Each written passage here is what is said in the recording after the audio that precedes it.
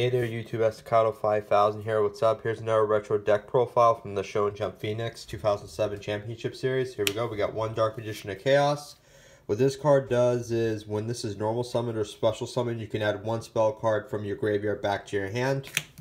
Then any monster that this monster destroys in battle sent to the graveyard, it gets banished. But if this card is removed from the field in any way, it gets banished as well. Then you got free Cyber Dragon.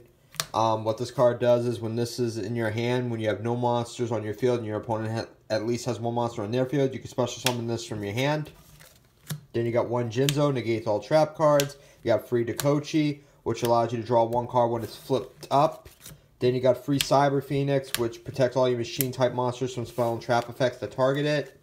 And when this is destroyed and sent to the graveyard, you can draw one card. Then free Card Trooper. This card gains 500 if you mill a card from the top of your deck to the graveyard. So this can go up to 1900 because you can mill free cards from the top of your deck to the graveyard. And this also has a good combination with Machine Duplication. Then you got two Snipe Hunter, one Sangan, and one Morphin Jar. Then for the spell cards, you got Future Fusion and Overload Fusion. This card allows you to select a fusion monster from your fusion deck and then send the fusion materials required for that fusion monster to the graveyard. Then on your second standby phase, you can summon that fusion monster. But if this card is removed, the fusion monster summoned by this effect is destroyed. And if the fusion monster is destroyed, this card is also destroyed. This card right here, Overload Fusion, in effect allows you to summon Chimera Tech Uber Dragon. You banish the materials required for a dark fusion machine type monster on the field or in the graveyard, so it's pretty good. Then you got Machine Duplication, which is really good with Card Trooper because you normal summon him, you activate this to special summon the other two Card Troopers to the field, and then you can use Card Trooper's effect to boost its attack to 1900.